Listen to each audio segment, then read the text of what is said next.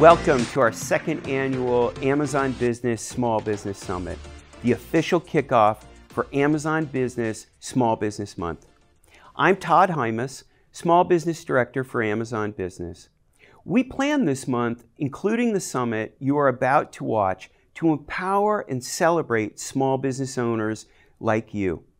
We're excited to have you join us for the next 90 minutes or so, where you'll hear from an economist, an entrepreneur, our Amazon Business Payments and Small Business teams, and experts from Google, Constant Contact, and IPG Media Lab. You'll learn about the benefits of Business Prime, how to use digital marketing and SEO, how to create a business plan, and how to buy now and pay later, and more with Amazon Business. We'll also take a look at how you can start using artificial intelligence to help your business today. Lastly, be sure to stay tuned after the last session for an exciting announcement from Amazon Business.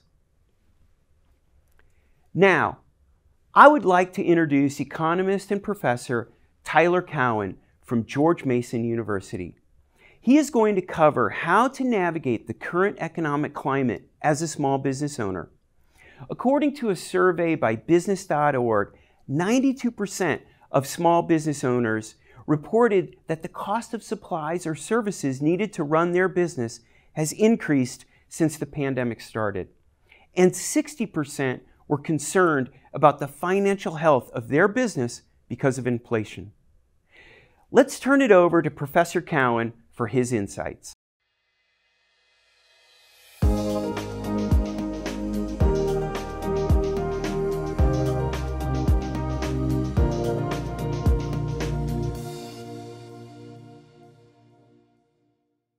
Hello, this is Tyler, and I'm here to talk about coping with inflation and recession.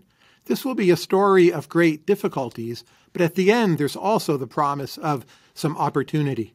So let's now move to what exactly we mean by inflation and recession. Just to give a very simplified take on inflation and recession, you can think of inflation as something which happens when the demands for goods and services are too high.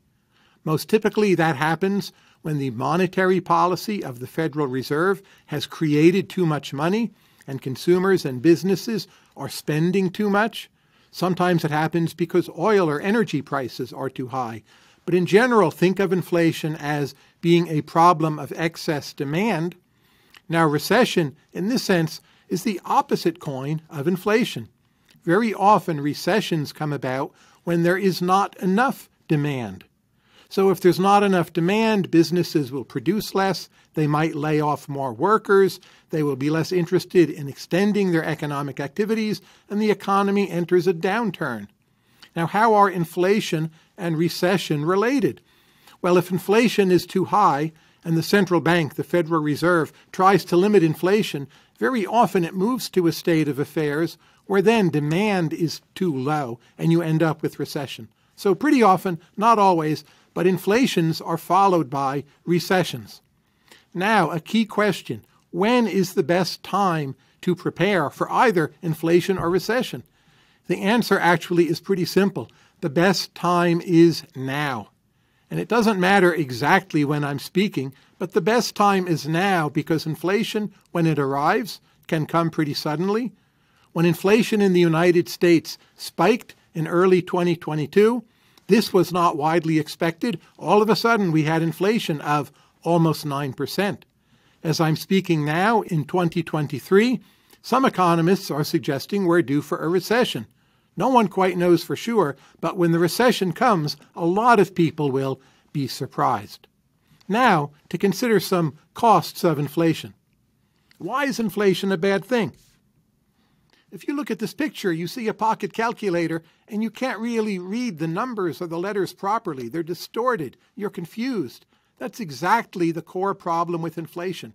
When inflation is going on, individuals, small business owners, everyone, we don't always know how to read economic signals. Sometimes we just see a lot more dollars coming in the door, and we think, hey, this is great. I need to expand my business. But it's not really that your business is doing better. The more dollars are coming in the door just because there's inflation, and that can be bad for your business. So one possibility is you end up expanding your business when you shouldn't, and that makes inflationary environments riskier. It's also the case that your accounting is harder to interpret because you have revenues, you have outflows, and they're defined across different periods of time. How do you make them commensurable? When the rate of inflation is high, your own accounting will confuse you. Another problem has to do with interest rates. Inflation makes interest rates more volatile. So if you're a small business or whatever it is you do in some way depends on interest rates, let's say you're a realtor, interest rates being more volatile, it means your business is riskier and you could get an interest rate call wrong, and the housing sector could be shrinking when you would otherwise be hoping that it is expanding. So overall, when inflation comes along, it's easier to make bad decisions. And furthermore, as I explained a bit earlier, inflation very often is followed by a recession, which is yet another problem. So now, of course, you're all wondering how to cope with inflation. What should we do about inflation? And let me just go through a few bullet points. Here's some things you can do. First, you can diversify product lines. That means start selling some things you weren't selling before, get a fresh start, rethink what you're doing, diversify your risk more, and give yourself some more protection. What would be an advantage? What would be an example of that? Well, take a pet shop that all of a sudden starts selling more pet health and wellness products. Take a rapper who used to just sell music, that's a small business too, but who then starts selling t-shirts and swag and other products. Take someone who runs a music store. It used to sell compact discs, then it moved to long-playing records. Well, there's inflation, consumers might have lower real incomes, so now that store could start selling books or t-shirts. I've seen this several times in the last month traveling around. So think about how can you protect your risk by diversifying product lines. Also, think about creative ways of discounting your product or engaging in price discrimination. Again, keep in mind your customers might be feeling a pinch. They might have, in real terms, less money to spend on your products. So what would be an example? Well, if you are managing a travel property, you might need to be more flexible in your price to get in some groups in a downtime when otherwise demand might not be there. If you're selling a service, let's say you're a dentist, you might need to be more flexible with your billing or when you collect your bills, give more generous credit terms. It's simply the case that as your buyers experience more hardship, you need to be more flexible. A third approach to inflation: seek out new markets. Look for new customers because the old ones may not be as profitable as before. So if you're selling something in one state, consider marketing it in other states as well. A lot of businesses are doing this right now. In the country of Ukraine, there's a farmer I know. He was selling his product, it's organic produce, in Ukraine only. Ukraine now has a war and high inflation, so he's also started selling to Poland. So be creative. Look for places you can find new customers. Cost cutting. It may be necessary for you to look at your costs more carefully. We've seen this in its most pronounced fashion with a lot of tech companies, whether they be large or small, and they've simply decided that they're not going to hire at the earlier pace they were hiring. Most generally, number 5, be cautious about your long-term commitments and contracts. There's not really an example of this because it's a case of not doing something rather than doing something. But just think before you commit. And finally, number 6, consider that you might need to raise your prices. A lot of merchants, people with small businesses, they're reluctant to raise prices because they fear it will alienate their consumers. But it may be the case you simply have to. What I've seen happen is a lot of restaurants, there's one Chinese restaurant in particular I know, they've decided to make the bold move of raising prices to a kind of luxury level, and just telling their customers, look, we're producing for you excellent Chinese food. We think you're willing to pay these luxury prices. And when I go to that restaurant, actually, it's still quite packed. This strategy has worked for them. Now let's consider how you might cope with recession. Some of these actually are the same strategies that you use to cope with inflation. So finding new product lines, looking for new ways to price discriminate or discount, charge people different prices, looking for new markets. Since inflation is often followed by recession, sometimes the inflation actually prepares you to deal with the recession that is coming. And again, as I've noted, recessions tend to come suddenly, and they're not always announced much in advance. Key principle in recessions is simply avoid debt. Try to keep your net worth high. Debt payments can put a small business out of business very readily. This is just common sense, but it really cannot be stressed enough. Be prepared. But a general point I would note, and here we're turning to the theme of opportunity, recessions, in fact, can be very good times to pick up talent or to start new businesses.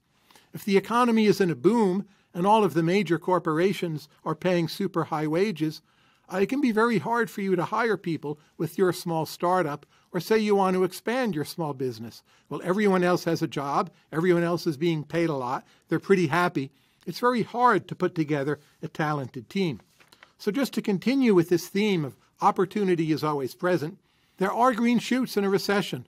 Inflation is painful, a recession is painful. They're not good things to have. I'm not trying to apologize for them, but eventually we do come out of recessions, and in part they come out because people who run small businesses and also large businesses, they look around, they find talented people who are unemployed or underemployed, and they hire them to do something new and creative. So it's just like a setback in your life. It's a bad thing to have, but if it causes you to rethink what you're doing, and again, go back to these key ideas, finding new product lines, coming up with new ways of pricing your product, expanding your markets, opportunity is indeed present in all economic circumstances. So maybe you're wondering, what's the current state of the union? Well, most economists believe that right now, the underlying rate of inflation in the U.S. economy is probably somewhere between 4 and 5%. That's come down from its maximum of 8 to 9%, but typically it's a little below 2%, so it still feels pretty high. The big debate at the moment is, to get down from 4 to 5% back to 2%, will we need to have a recession? On that, economists disagree, and I see opinion as pretty much evenly divided. I'm myself somewhat in the optimistic camp, but we will see. But again, the core point, you need to be ready now for both inflation and recession. Please do not be too discouraged. Try to do your best and turn things around, because indeed, opportunity always is present. Thank you all.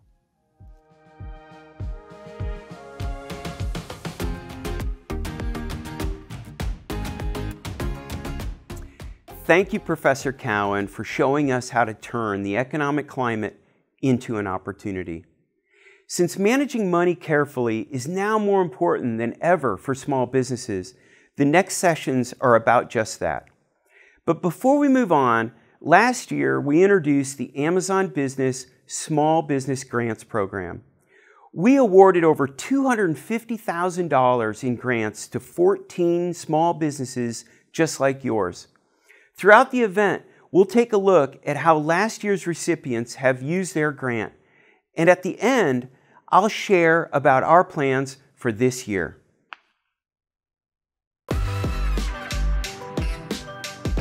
The grant is helping us to purchase new instruments and keep the tuition at a reasonable level. The Amazon Business Small Business Grant is going to be a game changer. The primary use of the grant thus far has been for branding.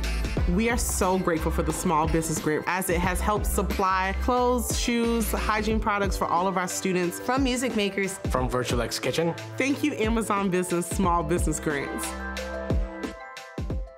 Wow, those were some amazing stories.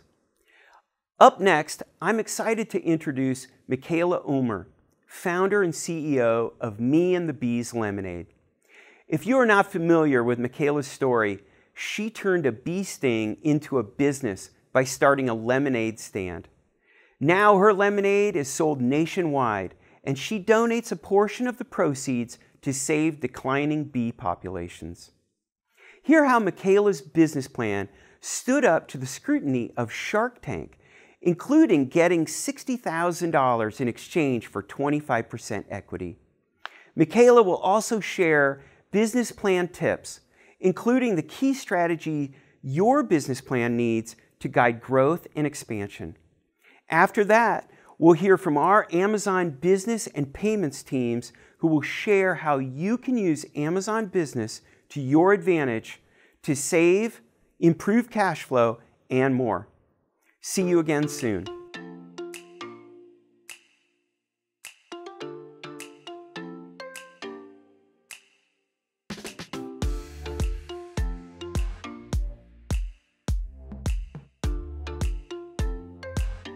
Hello, my name is Michaela Ulmer. I am the founder and CEO of Me and the Bees Lemonade, and I'm going to be talking about the power of a business or business plan and how to create yours. So you may be wondering why an 18-year-old college freshman is about to talk about target markets and capitalization and Series A funding. Well, a little bit about me is that in addition to having pet chickens and a pet dog named Honey and loving to rock climb, I'm also a student, I'm a bee ambassador, an author, and the founder and CEO of Me and the Bees Lemonade. And so what started as a lemonade stand in Austin, Texas, just to save the bees, as a 4-year-old, kind of grew into something even bigger. I took it upon myself to grow and scale that company. And so Me and the Bees is now a product that's sold across all 50 states and over 7,000 locations, and we're making a measurable impact on saving the bees. And yes, that dream that I had as a 4-year-old of changing the world with a lemonade stand is what drove the growth of the company. But what actually provided the backbone and the foundation for that dream was the fact that we had a business plan for each stage of our company's growth. And that's one of the many reasons you want to make a business plan. A business plan clarifies key factors of your business and of the industry as a whole. It establishes a roadmap for your business. It informs other parties about your company. So whether that's your internal team, your friends and family, potential investors, or strategic partners. And it also sets clear goals for the future and allows you to dream like a kid, just as I did as a 4-year-old in Austin. A study reported that you're 42% more likely to accomplish the goals that you write down.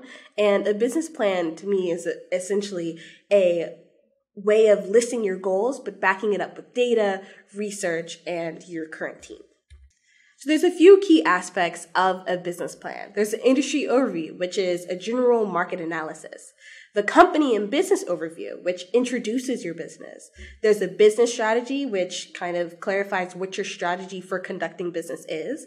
The mission and vision, so how is your business going to impact others in the world? Your hive, essentially your management and key personnel. Capitalization structure, so how are you funding and raising capital? Growth and goals, what's next for your brand, and risks and mitigation. So what are potential elements that could negatively impact your business, and how could you mitigate those? So we're going to start with the company and business overview. This section provides an overview and an introduction to your business as a whole. Here's where you want to give what your story for founding the company is, what's unique about your company, and what big problem your company solves. Here's where you want to list what your company structure is. So are you an LLC? Are you incorporated? Where are your principal offices located? Is it virtual? Is it in person? And who are the management personnel? But not too much into the management personnel because there's another section for that. Here's also where you want to list what your business strategy is, so what the opportunity and the target market is. The next section of your business plan is the mission and vision statements. So they may sound the same, but they're actually pretty different, and they're both equally as important. Your vision statement is your reason for being. It's who you are at your core. So this can be inspirational, it can be emotional. The goal is just getting others to see your vision and believe in it, and it's to garner heart's attention and interest. In general, your vision statement should attract and engage passionate individuals both within and outside of your organization. So here on the left, I have some examples of very great vision statements. We have to nourish people and the planet, to bring inspiration and innovation to every athlete in the world, and to capture and share the world's moments. So these are the vision statements of Whole Foods, of Nike, and of Instagram. And as you can see, they really do make you curious about what is this business, how is it going to do that, and how can I be a part of it? The next section is, the next part of the mission and vision statement is the actual mission statement.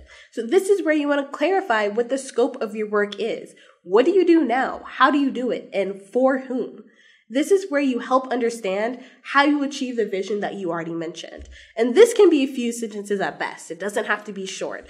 And in general, for both the vision and mission statements, they don't need to be catchy. They don't need to be slogans. They don't need to rhyme. This is where you really want to get across the information that you need. So I came across my vision and mission statement actually as an accident. I was 4.5 years old. I got stung by 2 bees in 1 week. It was extremely painful, and I was terrified of them. And instead of being afraid, my parents said, okay, how about you do some research?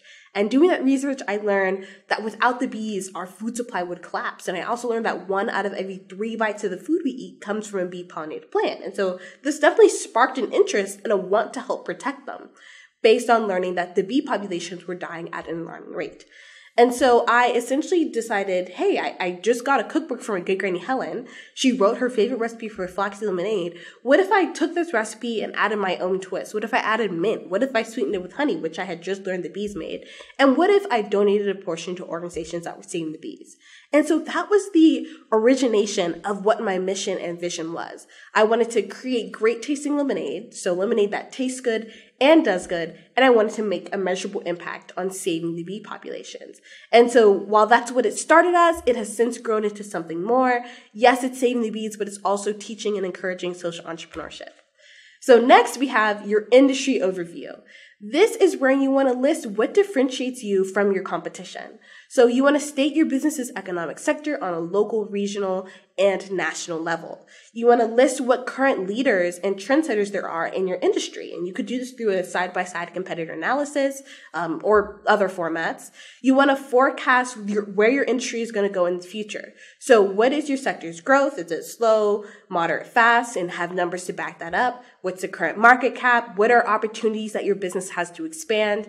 But in general, you want to list how your brand and how your product separates you from the current industry and what target market you're trying to reach. Now, one challenge that we had that the industry overview section of our business plan helped address was the fact that in our industry overview, we noticed a beverage-wide shift to lower sugar products. And this is just because customers wanted lower sugar products. And so through having this section of our plan, we identified this trend, and then we were able to notice, okay, that's an opportunity for growth. And so we eventually went to adopting an even lower sugar version of our product. And so here's a visual example of a industry overview. And so this was for a visual business plan. And here's a example of what a side-by-side competitor analysis could look like. The next section is the Your Hive section, or management and key personnel. Here's where you want to outline your business's management structure and their qualifications. So this could be owners, key personnel, board, etc. And the thing is that you don't need to have a large team for a Your Hive section to be important and pertinent to your business plan. Because the thing is you just want to emphasize what proficiencies, personalities, and skill sets your team has. So whether you're a solopreneur and it's just yourself, whether you're listing people who support or people who you go to for help, this is where you want to list it. I include that as my hive. And so in general, you want to emphasize the capacity of your team through a variety of skill sets, and then also identify key functions that are required to help achieve the vision for your business. And so one challenge that we had as a small business was that it was hard to bring on full-time employees.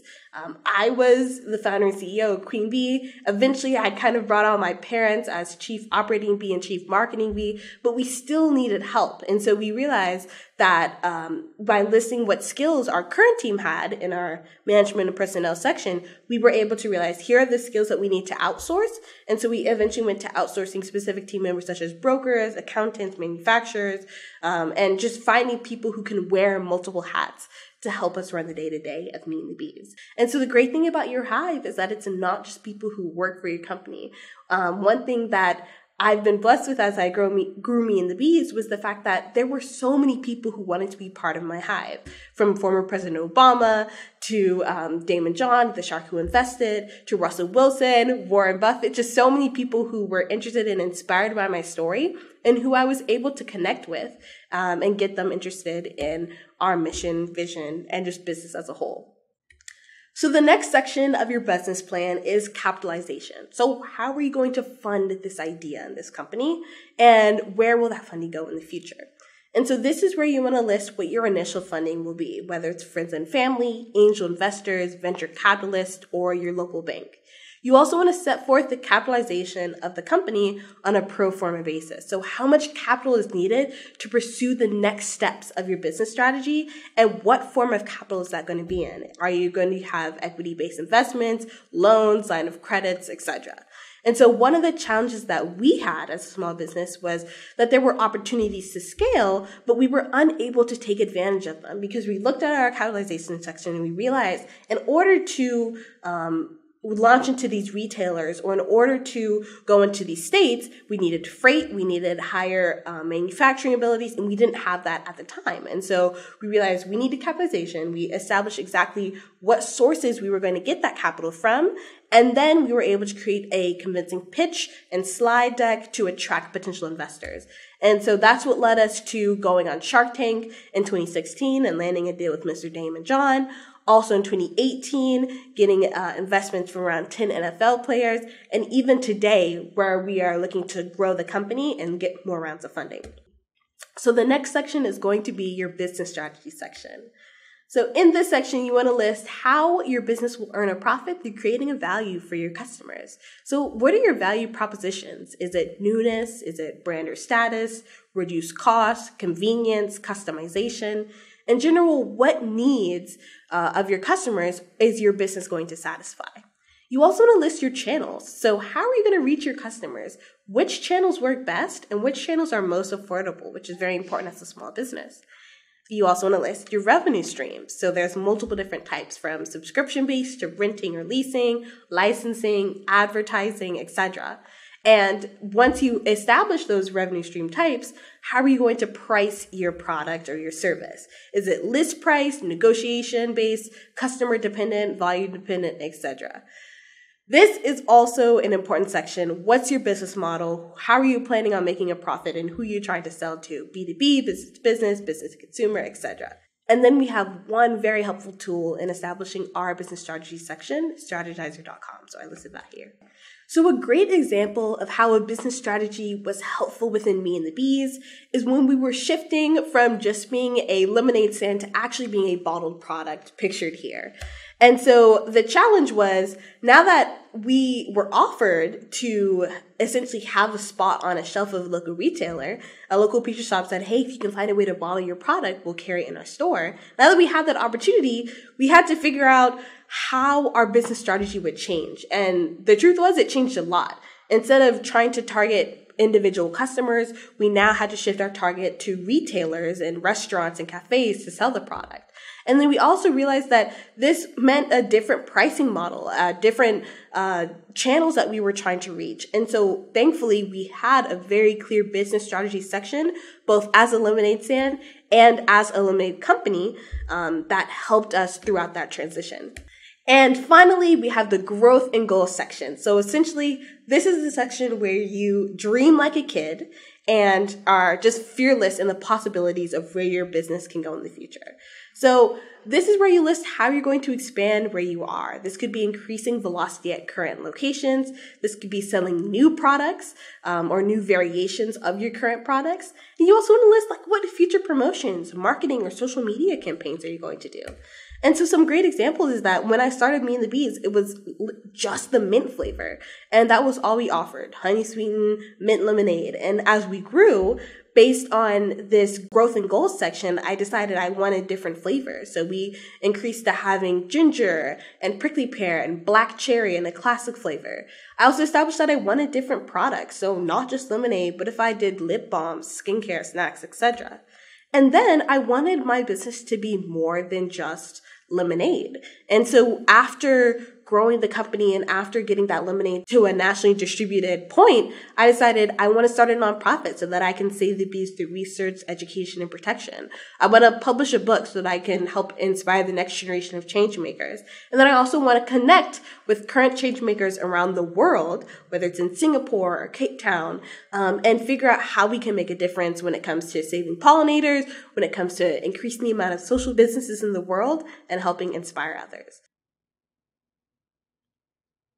So Dreaming Like a Kid is where a lot of the passion and excitement for growing my brand originated from. And that passion made it so much easier to overcome many of the challenges that every small business faces at some point. For example, for us, it was managing and navigating the COVID-19 pandemic. It was also balancing being a student and being an entrepreneur at the same time, and so much more. And so in general, I think that, yes, it was the dream of, hey, this is where I want my business to go in the future. And yes, it was the backbone and foundation of that dream through a business plan, but it was also the resiliency and the grit that all entrepreneurs have. And so this quote is one that I came up with during one of those times of challenges. Don't be discouraged by life's little stings. Get back up and spread your wings. And I think that this is applicable to being a small business owner, solo entrepreneur, but also so many other paths of life. In general, there's going to be stings, there's going to be challenges, but I think the most powerful point is when you actually get back up, when you're able to face those challenges and overcome them, and then tell stories about it and inspire others in the future. And with that, we've come to the close on my session on the power of a business plan and how to create yours. I'm really hoping that you got something valuable from my presentation, and I'm hoping that you can get buzzy on improving upon or creating a business plan. For additional resources about my presentation, you can scan the QR code on the screen. You can also visit my website, Me and the Bees, or the Amazon Business website. In general, I hope you have an amazing summit and a beautiful day.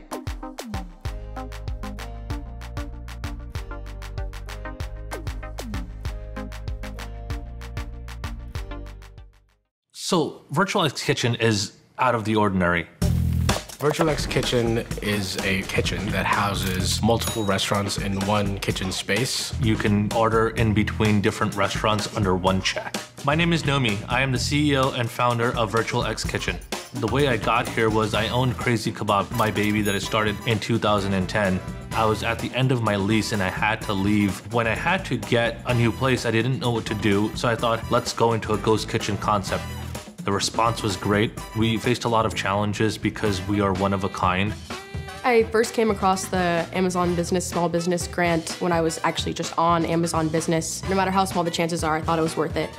One day we're just sitting around the table and she goes, hey, we won the Amazon Business Small Business Grant. And I was like, what? We're always up against large corporations around us, and this grant is really going to give us the edge on being able to compete with them. Honestly going to be a game changer. The primary use of the grant thus far has been for branding. We immediately got bags made for Virtual X Kitchen. We wrapped the car, and we're going to continue using the money on branding. We're looking to open up 4 more brands within the kitchen, and in the long-term future, we're looking at taking Virtual X Kitchen and expanding into different cities and having hubs around. From Virtual X Kitchen, thank you, Amazon Business Small Business Grants. Wow, what an amazing story. Agreed. I love hearing stories about how entrepreneurs succeed. Hi, my name is Fernando Ramirez, and I lead our small business team at Amazon Business. And I'm Madeline Puente, and I lead Amazon Business Payments. Thank you for joining us. Today, I am going to show you how to save while you shop on Amazon Business. And I'm going to show you how to buy now and pay later. I'll start a conversation with a few ways you can save money while shopping on Amazon Business. Once you log into your account, there are multiple ways to save. First, the easiest and most popular way to save is through our business pricing. We offer lower prices on select business items. Second, we offer Subscribe and Save, which allows you to save up to 15% on select products with automatic deliveries. If you're short on storage space, Subscribe and Save is a great alternative to buying in bulk to save money. Since you get to select how frequently items are delivered, you don't have to worry about extras piling up. Finally, you can also save money by shopping deals on business items. Now, let's take a deeper look on how you shop business-only pricing.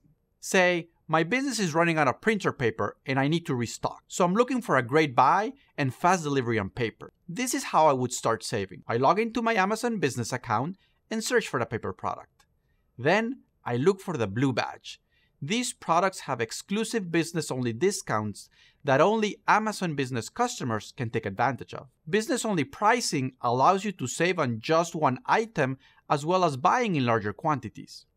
Also, when you click to see more details on a particular product, look for the business price section to see instant savings even if you only need to buy 1 box of pens or whatever that item might be. If you need to stock up or buy a few of the same items, we have quantity discounts, which is another everyday saving exclusive for Amazon business customer. Now, let's say you're a contractor remodeling homes and you need 5 ceiling fans for your next project. Look for the Buy More, Save More offers on the product pages to see how much you can save on additional quantities. Let's say you need to get new tech accessories. If you want to browse the best savings across a category like IT, check out our business savings guide. You can easily navigate here from the hamburger menu on your mobile phone by clicking on the business savings, or from the horizontal navigation bar if you're shopping on your computer. You can filter your category of choice and we will show you the current most popular business discounts across a variety of IT products and accessories. If you're a growing organization, let's say you own several vending machines around town and you need to restock them and you're looking for snacks to buy in bulk, the search bar offers autocomplete suggestions to quickly narrow the search results to bulk options, and the product page allows you to pick larger packs. If you're looking for great value, we have our Amazon Commercial and Amazon Basics lines that offer top-rated equipment and supplies at budget-friendly prices. Everything from baking pans to batteries. On some items, you can find quantity discounts, case packs, and bulk sizing as well. Those are some really great ways to save. Yeah, they definitely are. Hey Madeline, I heard that Amazon Business American Express card was recently voted the best business credit card in the 2023 US News and World Report. That's right. What's unique about the Amazon Business American Express card is that customers can choose between rewards or flexible payment terms. And there's no annual fee. Wow, I love the no annual fee. But can you tell me more about those rewards? Sure. Cardholders with an eligible Prime membership can earn 5% back or use 90-day extended payment terms on U.S. purchases at Amazon Business, AWS, Amazon.com, and Whole Foods Market. If you don't have an eligible Prime membership, you can get 3% back or 60-day extended payment terms on U.S. purchases at Amazon Business, AWS, Amazon.com, and Whole Foods Market. If cardholders choose to earn 5% or 3% back, as applicable, they'll get them on the first $120,000 in purchases each calendar year, and then 1% back thereafter. Also, your points don't expire. That's great. There certainly are many ways to earn rewards. You can scan the QR code or visit the link to learn more. Great. I love those card benefits. Can we talk about cash flow now? Yes. Amazon Business has a cash flow solution too. We offer small businesses ways to buy now and pay later with a program called Pay by Invoice. It's a line of credit for eligible small businesses with no upfront fees, no interest, and 30-day payment terms to buy on Amazon Business. Those payment terms are even longer, up to 45 days, with an eligible Business Prime account.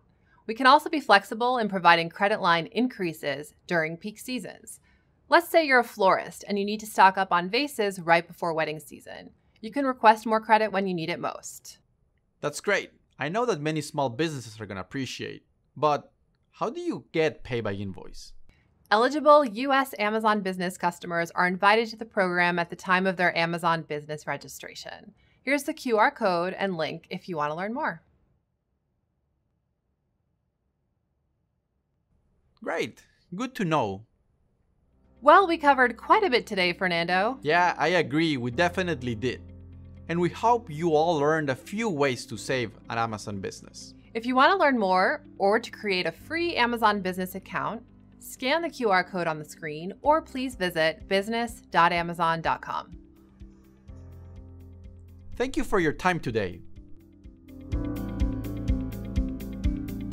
Now, we are going to turn it over to Mark and Chris to learn more about Business Prime.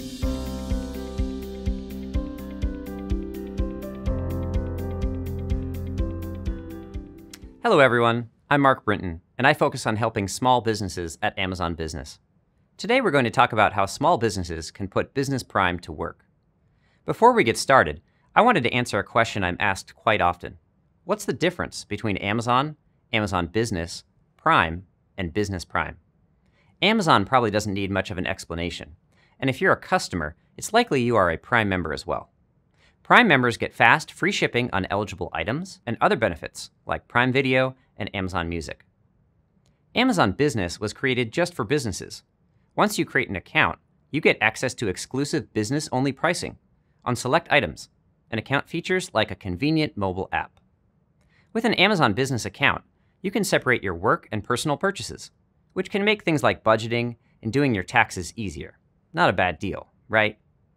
That brings us to Business Prime, which is what I'm here to talk to you about today. Business Prime is a membership program designed for Amazon Business customers. Benefits include fast, free shipping on eligible items, access to survey and analytics tools, and more. There are several Business Prime plans to fit any kind of organization.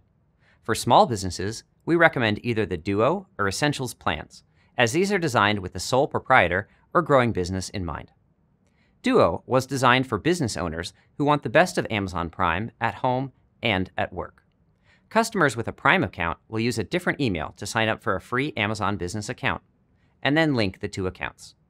In addition to keeping your digital and household benefits like Prime Video on your personal account, you'll add even more perks through Business Prime Duo on your professional account. We'll get to that in a minute. Essentials takes things up a notch.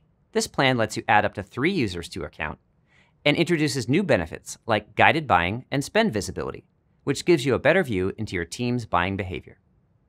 Let's dive into Duo a little bit more. With Duo, you get the same fast, free delivery you expect from Amazon Prime. Duo goes even further with predictable delivery dates and convenient business shipping options. This means you can choose the days that work best for you to receive orders. You can also consolidate shipments for fewer boxes and get free pallet delivery on eligible items. Another benefit geared towards the small business owner comes via our third-party partner, Delighted. As a Duo member, you can deploy surveys and gain valuable insights into what customers want from your business. Finally, as a Business Prime customer, you'll be eligible to apply for the Amazon Business Prime American Express card. We'll give more details on that later. Let's look at an example of how businesses use the Duo plan. Here's a persona we created to illustrate the business benefits of the Business Prime Duo plan. This is CJ. He's the owner of a restaurant. Let's call it Lunch is Served. CJ is the type of customer who has been a Prime member for years. He's someone who has bought a lot for his business using Prime. CJ might have heard about the benefits of Amazon Business and Business Prime, so he decides to create a free Amazon Business account and signs up for the Business Prime Duo plan. Here's how CJ is putting the Business Prime Duo plan to work.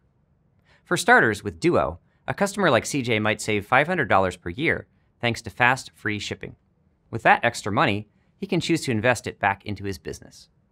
Duo members like CJ may also take advantage of the free surveys offered as a part of the plan. As a result, maybe he learns something new about his customers, like the fact that they prefer more vegan options. Using that insight, he could add some new menu items to attract customers. Maybe CJ always works late on Thursdays, so it's the best day to receive deliveries. That's why he's glad Amazon Business offers the option to choose Thursday as his Amazon day for package delivery. Choosing a delivery day might help CJ add some predictability to his hectic schedule and receive supplies when he is ready to restock them. Now, remember how I mentioned the Amazon Business Prime American Express credit card? Chris from our payments team is going to tell you all about it. Thanks, Mark. When it comes to making the most of your business transactions, using a credit card can be a powerful tool. Sometimes you may want to earn rewards. At other times, when cash flow is tight, extended payment terms may be exactly what you're looking for. No matter what the situation, this card has you covered. With the Amazon Business Prime American Express card and an eligible Prime membership, you can take advantage of 5% back or 90-day terms on U.S. purchases at Amazon Business, AWS, and Whole Foods. Let's talk about some additional benefits of the Amazon Business Prime American Express card. You can gain deeper insights on purchases and separate business expenses to simplify expense reconciliation. With enhanced data views, you can see Amazon Business purchases listed item by item in an easily downloadable file from your online statement. Now, let's talk about cash flow. You can take extra time with the extended payment terms to make payments on U.S. purchases at Amazon Business, Amazon.com, AWS, and Whole Foods Market. Purchases made using payment terms will not count towards the $120,000 cap. You can also shop confidently with the help of purchase protection from American Express. This helps protect covered purchases for up to 90 days from the covered purchase date if it is stolen or accidentally damaged. The last benefit we are going to cover is Amazon Shop with Points. You can earn rewards that don't expire, so you can use them on your own time. You save on items at checkout on Amazon Business and also have the choice to apply them towards a purchase on your statement. If you are interested in learning more about the Amazon Business Prime American Express card, scan the code or visit the link below. Now back to you, Mark. Thanks, Chris. Now let's take a look at how customers can use the Business Prime Essentials plan. First, it's important to note that as your business grows, Business Prime grows with you. Essentials Plan members get all the benefits of Duo, the fast free shipping, consolidated deliveries, survey tools, and access to the Amazon Business Prime American Express card. On top of that, the Essentials Plan adds access to spend visibility, guided buying, and free document storage with Amazon WorkDocs. Let's take a look at an example customer we've created to show the benefits of Business Prime Essentials. Meet Rose. Maybe she owns a growing phone and computer repair shop with big plans to expand her business to multiple locations. Someone like Rose might be a fan of the added tools she gets with Essentials. First is Spend Visibility, which she can use to identify trends in her team's purchasing behavior. Rose can add up to 3 buyers to her Essentials membership. For Rose, this might be just enough for her 2 new location managers. With new visibility into her team's spending, the group can make smarter buying decisions. Next, Rose can take advantage of guided buying, where she can set preferred and restricted products and sellers. This way, her buyers at other locations don't have to question whether they're choosing the right products. Instead, rules are automatically applied on Amazon Business, saving plenty of time for the team so they can be confident their orders are compliant with her company goals. Finally, our example business owner Rose might sell to retail customers and also in bulk to businesses. This means her team has a lot of invoices to track. Thanks to free document storage with Amazon WorkDocs, the Essentials plan includes up to 250 gigabytes of space for her team's files in the cloud. To recap, Business Prime is a membership program that offers tools designed specifically for businesses. With the Duo plan, you get fast free shipping, survey and analytics tools to understand your customers, and you can choose convenient delivery options. Essentials includes everything from the Duo plan for up to 3 buyers and adds access to spend visibility, guided buying, and free document storage with Amazon WorkDocs. While Duo and Essentials are often the best fit for small businesses and sole proprietors or entrepreneurs, there are 3 other plans that offer even more benefits for larger businesses. If you're interested in learning more about Business Prime, head over to business.amazon.com/businessprime or scan the QR code on your screen.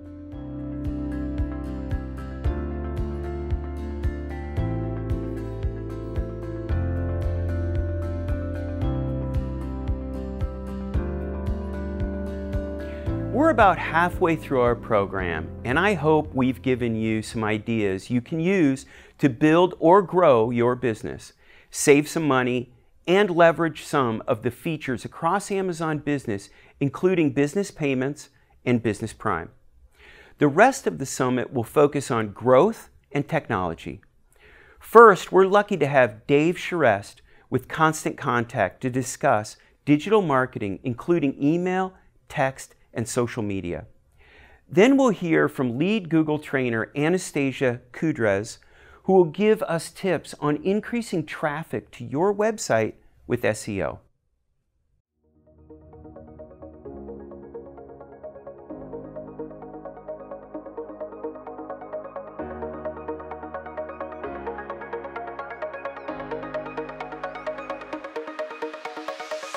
Hello everyone, and thanks so much for joining me today for Digital Marketing for Small Business. My name is Dave Charest, and I'm the Director of Small Business Success at Constant Contact and the host of the Be a Marketer podcast. I'm grateful for the opportunity to be here with you today. You know, I've been fortunate enough throughout my career to speak with small business owners on a regular basis, and time again, when asked where most of their business comes from, the answer is word of mouth. Today, I'm going to show you how to take advantage of the word of mouth that now happens online by building great relationships with your customers and prospects.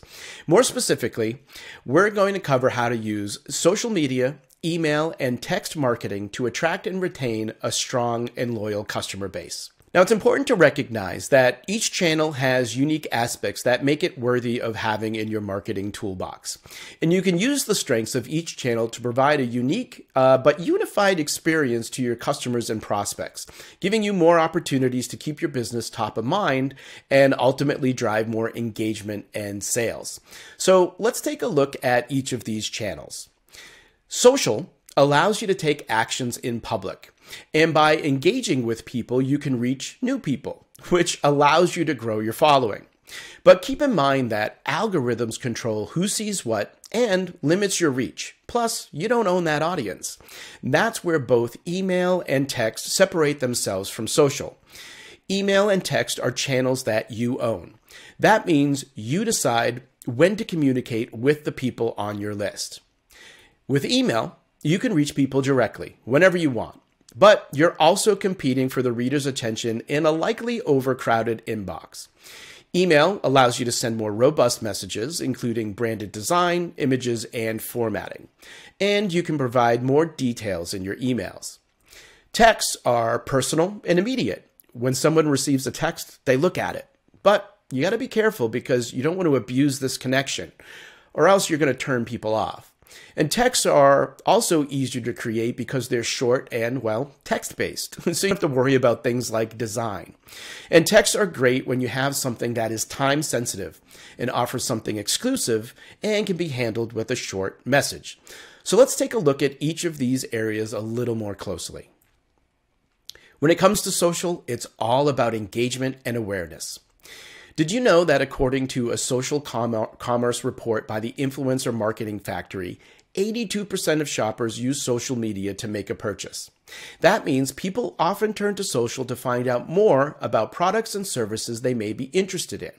So, how do you take advantage of this? Well, first, you'll want to inform people that you're on social media.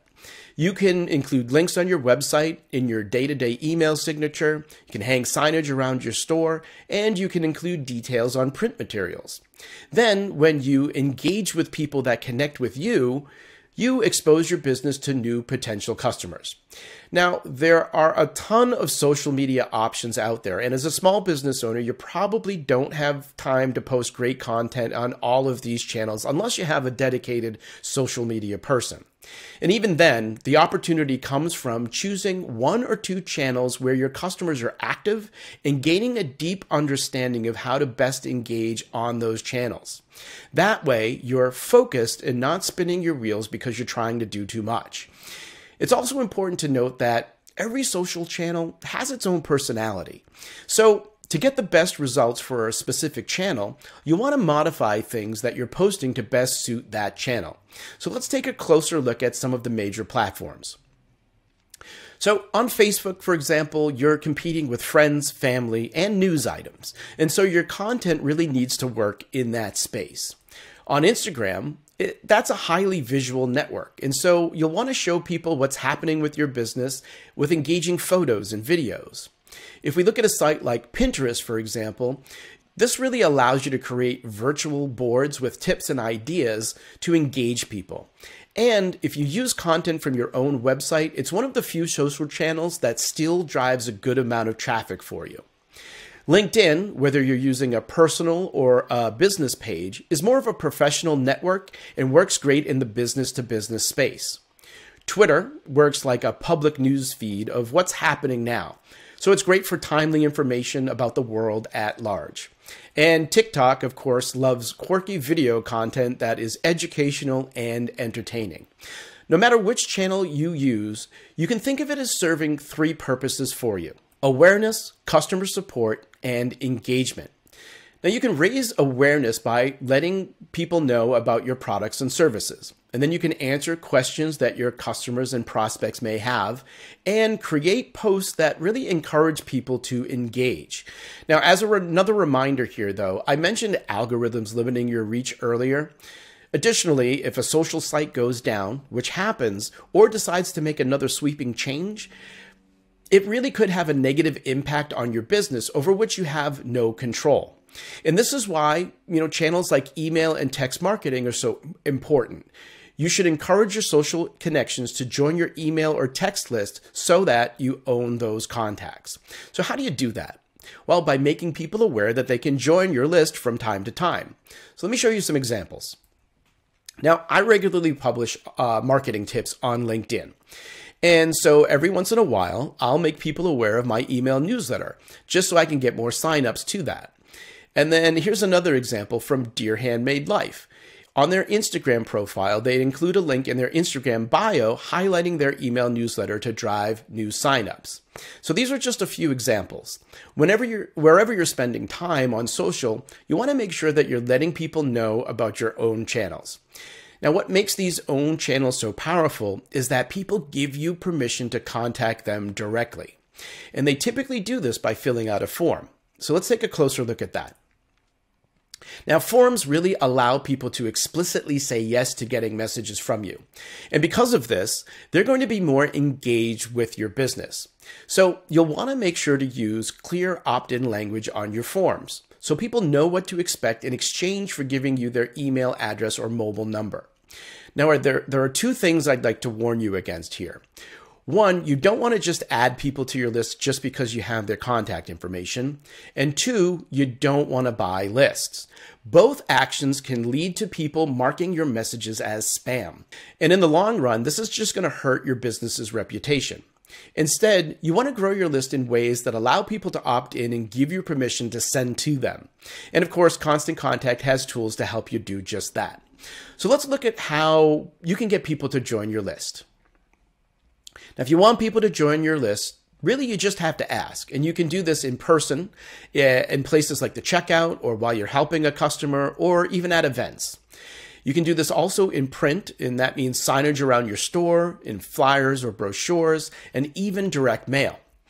And online, you can use your website, your social media channels, your email signature, and even landing pages designed to capture that information for you. You'll find that if you can grow your list faster when you provide something of value in exchange for their contact information. So what does that mean? Well, we asked consumers the three main reasons why they subscribe to lists, and they told us they'll sign up to receive promotions and discounts. They'll sign up for exclusive content like an ebook, a guide, or a list of tips to do something specific, or they'll join to show support for your business or organization. So focus on giving people these reasons to subscribe. So what happens once they subscribe? Well, let's start with email. Now, email is all about deepening those relationships to drive business. Now, according to Constant Contact Small Business Now report, emails from small businesses are the most helpful communications to consumers when they're making a purchase decision. Now, I like that you can start simple with email and get more advanced as you go along to get better results. So how do you start?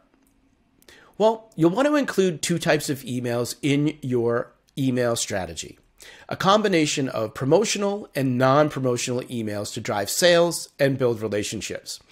Now, the reality is not everyone is ready to buy all of the time. And so a mix of sales-driven and informational emails works nicely here to keep your business top of mind. So what should you say in these emails? Well, regardless of the type of email that you're sending, you're essentially trying to answer three questions. And in doing so, you're actually going to end up writing a pretty persuasive email designed to drive action, whether that's engagement or sales. So you can improve your emails by thinking of email copy like this: a headline to grab the reader's attention, a message body to give them more detail, and a call to action to make it clear what you want them to do. So let's take a closer look. For your headline, you want to answer the question, what are you offering? For the message body, you'll want to answer, how will it help the reader? And for the call to action, what should they do next? Now, if we look at the example on the screen, we can see that the headline offers a chance to get into spring savings. And it's going to help the reader by providing 30% off, and that they should order now as the next step. And don't worry, if you get stuck, Constant Contact offers an AI content generator to help create content for you. Now, you may also be wondering how often you should send emails. Unfortunately here, the answer is it depends. And it depends on, well, ultimately you deciding and determining what your best send frequency is. The idea here is that every business is different. So you'll want to consider your audience. And it's also important to consider the expectations you're setting with people when they sign up. So that means if people signing up and you told them that you would send them a daily email, well, that's what they're expecting, a daily email. And if you're unsure what to do, send at least once a month to keep your business top of mind. Now, here's another thing to consider for promotional emails. If you're running a sale or special offer, it's good to consider giving people multiple opportunities to take up the offer. So when it comes to those promotional emails, think about using a 3-email series. You want to announce your offer, you want to remind them about it, and then also send a last chance reminder. Overall, you want to try different things to see what works best for you. Now, let's take a look at text marketing. Texts really shine when you use them for exclusive and timely messages. And the good news is that today, 91% of consumers are interested in signing up for texts. So adding text, otherwise known as SMS, gives you the option of not only connecting with people in a channel that they may prefer, but it also gives you immediacy, in that when people receive a text, they look at it right away. Now, to get the most from this channel, you'll really want to think about using text to be exclusive, right? Offer things here that you may not offer in other places. Also, think about bringing value. In this case, we've got a great example on the screen here of a salon offering some new hairstyles to check out. And then lastly, you want to remember to be conversational. Make it feel like you're talking directly to the person you're sending the message to. So let's discuss some examples of ways your business or organization might use text messaging. So in retail, for example, you may use text for sales or information on coupons or discounts. You can also use it to send abandoned cart reminders, or you can even let people know when you have an item back in stock. Now, if you're in the business-to-business world, you can use SMS too. Some examples here include event announcements and reminders, details on scheduling a consultation or a review, and even to announce a new service you may be offering. And as for nonprofits, texts are great for volunteer opportunities, even fundraising opportunities, and communications related to events. So what does it mean to bring this all together? Now, ultimately, what you're trying to do here is create a positive customer experience. So how do you do that? Well, one thing you want to think about is using these channels to support one another. So for example, you can start a conversation about a particular topic on social to stimulate engagement. Then you can discuss that topic in more detail in an email.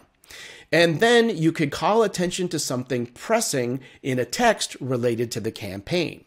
Now, when you use this cross-channel approach, it's likely to have greater impact on your overall results.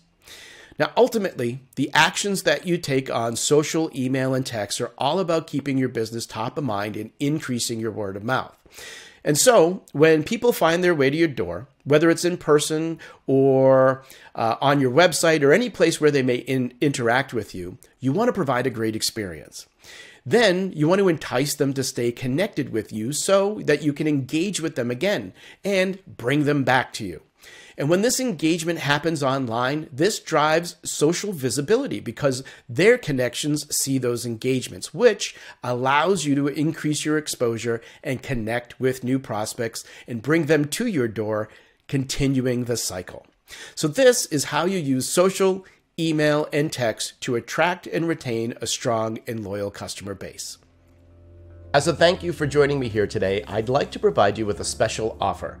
Amazon Business customers can save 50% on Constant Contact's standard or premium plans for the first 6 months. This offer also includes a 1-hour session with our Constant Contact Small Business Marketing Services team to help you run your email marketing. Now just scan the code on your screen or visit the link to get started. Terms and conditions apply. I hope you found this information helpful today, and I wish you continued success with your business.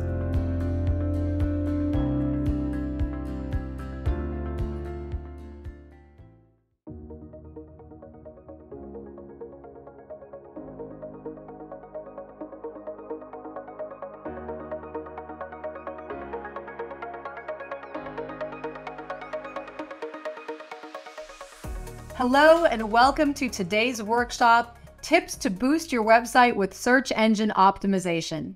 I'm Stasia, the lead educator for Grow with Google. Grow with Google helps people grow their skills, careers, and businesses by offering free digital skills training and tools.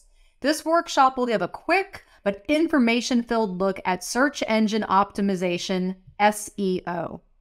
Just about everyone who has a website asks the same question: how can I get my website to show up in a Google search? It's an important question because people turn to Google to shop more than 1 billion times every single day. This workshop offers tips to help your site show up. There's one caveat: the workshop is based on publicly available information that our team believes to be true. We are not members of Google's internal SEO or search team, and nor do we have a specialized connection to those teams. So the content might become inaccurate and results are not guaranteed. Your website is a valuable way to connect with your customers and audience. Search engine optimization is a way to broaden the reach of your website. So what exactly is it? SEO is simply creating or adjusting your website so that a search engine like Google can find it easily and understand its content accurately. Let's take a step back to understand how Google search works. Google and other search engines compiles information about the trillions of web pages available to the public. Google crawls the web for new and updated content. All of that information is stored in an index. You can think of it as a gigantic filing cabinet.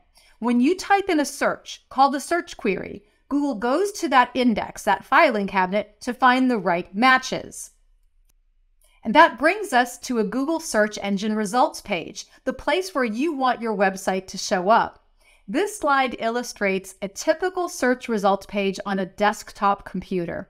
The section highlighted in the center shows where Google search results can appear and where SEO can make a difference. These results include information that Google can find and index. They're not ads, and you can't pay to show your site here, and you can't pay to show your site in a specific position here.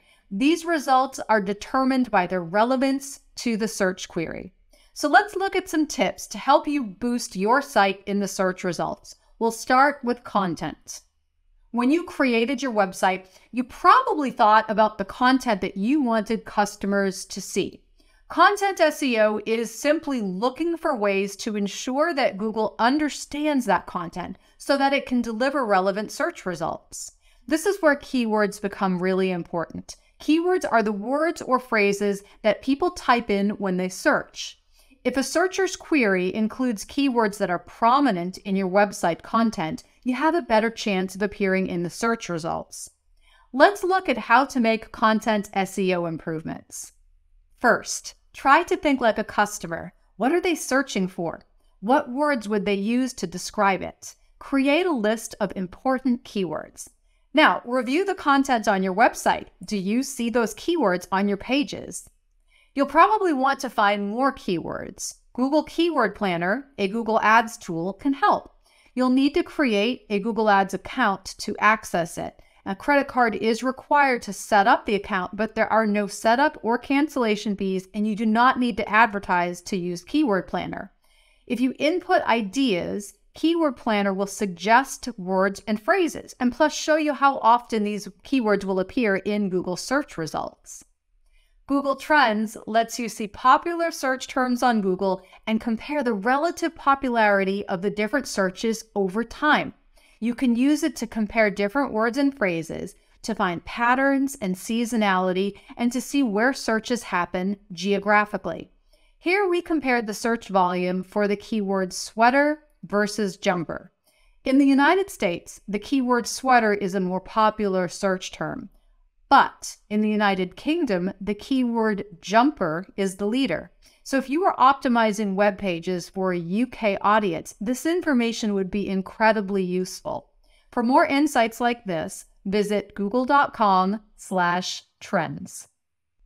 After making your list of keywords, think about how they apply to the website and how to map them to pages. Try to identify unique keywords for each page. If you identify an important keyword but the site doesn't have a corresponding web page, make a new one. Priority keywords need solid places to exist on your site. Now, let's start placing these keywords. In addition to the main content, web pages have other spots where keywords can help with SEO. First, page titles. You'll see the page title in the tab at the top of the web browser. It's part of the frame around the page. Page titles might also show up as the words that link to the page in Google search results. Every web page should have a unique title that reflects the content that visitors will find when they get there. Each web page can also include a meta description. It's not visible on the page, it's part of the HTML code. However, it can appear in Google search results. Adding a meta description doesn't directly improve SEO, but it's important because that text can appear in the search results and can influence a searcher's decision to click on the link. Next, internal links, the linked text that a user clicks on to get to from one page to another within a website. Internal links help visitors and Google navigate your site. They also offer another way to incorporate keywords into the content. In the example shown, the link Shop the Lisbon links to the Lisbon product page. When creating internal links, use descriptive, accurate phrases. Use keywords whenever possible. Make it clear where the link goes by avoiding generic copy like learn more or click here. The final step, send your SEO optimized content live. Keep repeating this process because when it comes to SEO, a website should not remain static. Regularly review and create new content. Now, let's switch gears and talk about the technical side of things. Technical SEO refers to the ways that you can adjust your website code and configuration to help Google find, understand, and display your web pages. Even if you don't deal with the technical side, having a deeper understanding can lead to a more productive collaboration with your web development team. First, help Google discover your site. It needs to know about your content in order to show it. One way to do that is by creating a sitemap. A sitemap is a file that helps Google and other search engines understand the content on the site and find new content. It's not the same as a table of contents because it's not a page that humans will see. Another way to help is to create a robots.txt file. This helps Google understand what content to crawl and what content not to crawl on your site. If you don't have a sitemap or robots.txt file and you want to learn more about it, visit developers.google.com or talk to your web developer and ask for help. Assuming Google can find your content, it's also important that it can understand it. Here are a few tips. First, use structured data to highlight information like product details, prices, and more. The code marks up content on your pages to help Google better understand it. Properly implemented markup can show up in special features in the search results called rich snippets or rich results. Next, canonical link elements can guide Google to your preferred web pages. That's really helpful when there are duplicate pages on your website. And third, use a logical URL structure. It's going to help Google understand the content and how it fits into the website. You can learn more by visiting developers.google.com. Last but not least, make your website fast. Speeding up the load time improves the user experience, which can have a positive effect on search results. One way to do that is to optimize the images. Smaller images load faster. You can use techniques like lazy loading, which is delaying the loading of an image until it's needed, and caching, which is a way to store images so that they're retrieved quickly when the web pages load. Finally, use alt text. It's not visible on the web page, but it describes an image. It's valuable to people who use screen readers, and it gives Google additional information about the content. Want to learn more? Visit Google's central hub of SEO information. It's called Google Search Central, and you can get to it at developers.google.com/search. If you're not sure where to start, this is the place. Today, I mentioned many Google tools and resources that can help with SEO. This slide lists them all. If you want to access these resources, please scan the QR code or visit the link on this screen.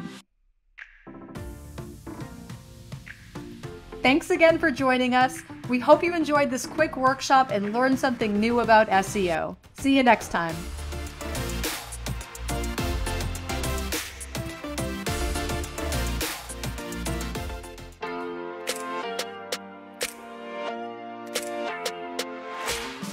My name is Nikisha Alcindor, and I'm the president and founder of the STEM Educational Institute. The STEM Educational Institute is a nonprofit corporation that provides underrepresented teenagers the opportunity to learn science, technology, engineering, and math. Our goal is to focus on the whole student, and we do that through 3 pillars. STEM, giving them real practical skills that they can use anywhere. The second pillar we use is financial literacy. All of our students are below the poverty line, and they need to understand how to earn money, how to save it, and how to invest. And then our third pillar is mental health. For a student to come and learn a very difficult subject, you have to be able to be present. We learned DataCamp, software used for categorizing code and data into code format. You're in a good space at all times because it's not everywhere that you can find this kind of resource where you can talk about how you're feeling, why you're feeling that way, and what things are triggering you to feel a certain way. I literally found out about Amazon Business, Small Business Grants by ordering stuff for our programming. When I found out that I won, I was so excited and even in shock. Once you apply for the grant, people have to vote. And so to know that the general public really feels that what we're doing is impactful is super powerful and very encouraging for me. We use the grant to help us pay for our student scholarships. Also, we're gonna be using it to bring on board more cities. Right now, we're in all 5 boroughs in New York. We have students writing us and telling us that just because we cared about them, they were able to get into a great college, they were able to network. From the STEM Educational Institute, I just want to give a wholehearted thanks to the Amazon Business Small Business Grant. It's been fantastic, and we're excited for this journey. Wow, what an amazing program. This last session of the summit will explore advances in business technology, and Adam Simon from IPG Media Lab is here to share how you can use artificial intelligence, or AI, to boost your business. Speaking of AI tools, I thought I'd ask one of them to write an introduction for the next session. So here goes. Today, we will talk to you about one of the most exciting fields in modern technology, artificial intelligence. In the past few years, AI has made remarkable advances that are revolutionizing the way we live, work, and interact with the world around us. From machine learning algorithms to natural language processing, AI is changing the game in a multitude of industries and transforming our society as a whole. Wow, that was pretty good. Now here's Adam from IPG Media Lab to tell you more.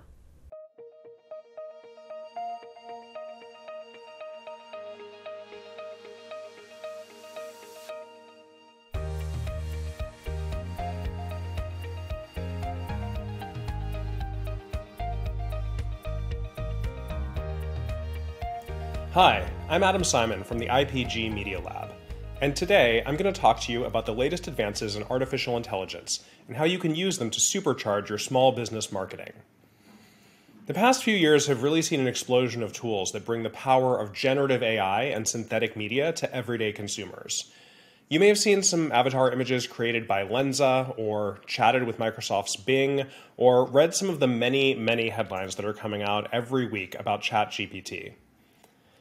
But let's start at the beginning. This new wave of artificial intelligence is called generative AI because it can create new content: text, images, video, or even 3D graphics.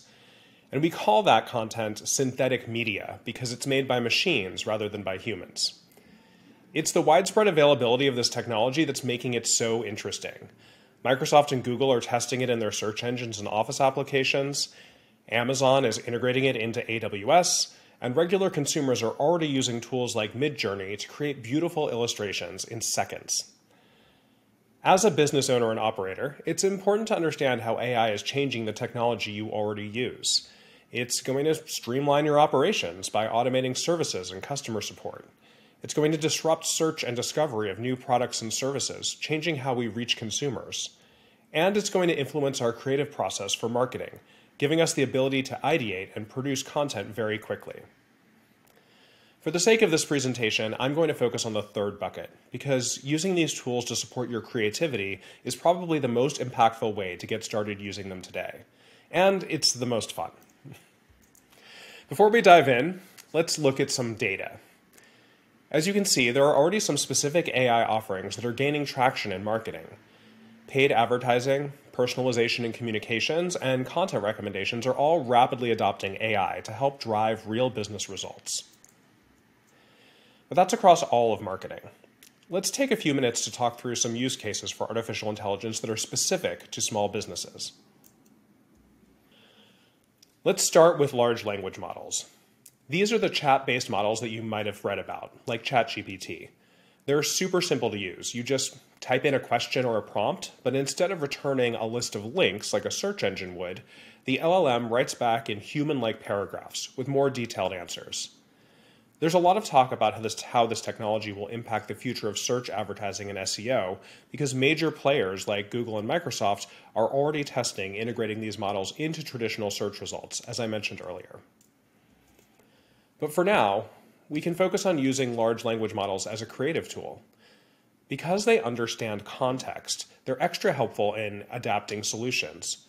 So, for example, if you're a chef or a restaurant owner or a party host, really anybody who's building a menu, you can give a large language model a list of ingredients, dietary restrictions, and even aesthetic guidelines, and it can give you back a menu that will fit exactly what you need. Another important characteristic of these LLMs is their ability to help you brainstorm. As these tools become more widely available, AI is poised to really supercharge the creative process, from initial ideation to content development and optimization. Let's say you are a donut shop owner, and in between managing your staff and your supplies, you're also stuck writing captions for social media posts. You can think about large language models like ChatGPT as your new social media manager. Asking it for punny donut captions or ideas for images or videos, and it will give you back very human-like responses to help populate your marketing content. The next area I want to dive into is image generation. With the rise of new AI tools, anyone can create custom text prompts that are quickly turned into original graphics and artwork. This can be a game changer for small business operators. Rather than hiring a designer or an artist to create images for your marketing materials, you can do it yourself using tools like Midjourney or DALL-E.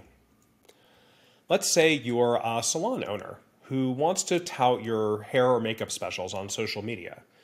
You're no longer limited to taking photos with your phone or hiring models and professional photographers to document your looks.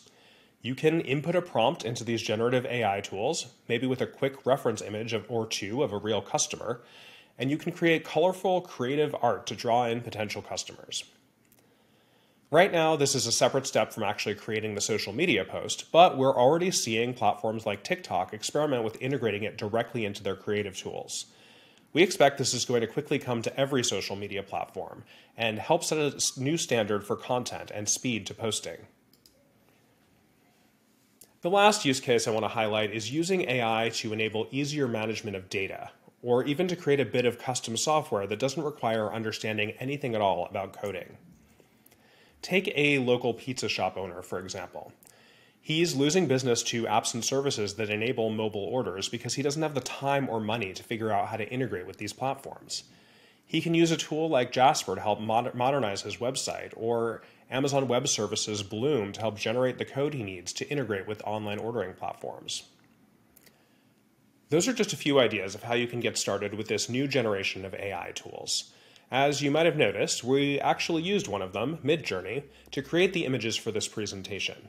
Just $10 a month for their basic plan gives you unlimited images and a commercial license, making it super quick and easy to get started.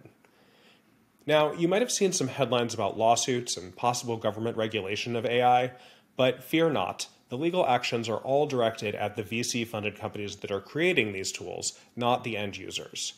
You can feel safe and secure that any content you create will be shielded from future legal actions. Before we go, I want to share a quick overview of some of the tools that I spoke about, as well as some of the more sophisticated use cases over on the right. I highly recommend you start spending some time with these tools and get a better understanding of their capabilities.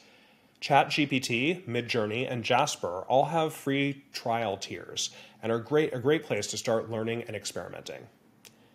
To get access to these resources and more, you can scan the QR code on your screen.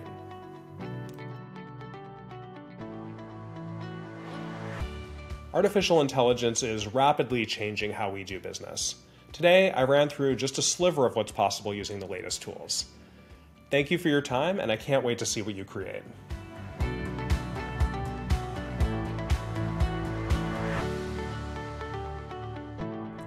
That's a wrap for our 2023 Small Business Summit. And I'd like to thank all of our speakers for their time and expertise.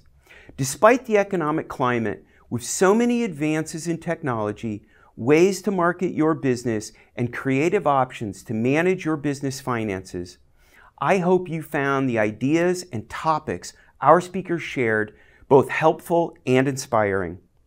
We also hope you learned how Amazon Business can be a resource to help you meet your business needs. Head over to the post-event lobby for additional resources.